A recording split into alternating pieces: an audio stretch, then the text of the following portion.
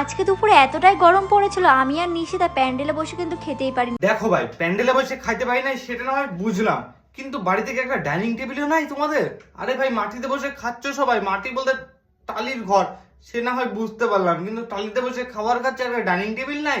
এত টাকা ইনকাম করো, মানুষকে মিথ্যা মিথ্যা কথা বলে টাকাগুলো কোথায় খরচা করো সব? তাই খাবার দাবার নিয়ে ঘরের মধ্যে বসে লুকিয়ে লুকিয়ে খাচ্ছিলাম। ঘরের ভিতরে খাবার খাচ্ছে, কিন্তু খাবার আনছে লুকায় লুকায়।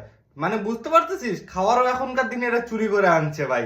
কি বলবো তাহলে আর, টাকা পয়সা যতই থাকুক মানুষের, কিন্তু মিথ্যা কথা বলা এদের চলে না। এত এত মিথ্যা কথা বলে এরা, সোশ্যাল মিডিয়া থেকে টাকা কামাচ্ছে, তাও এদের হচ্ছে না ভাই।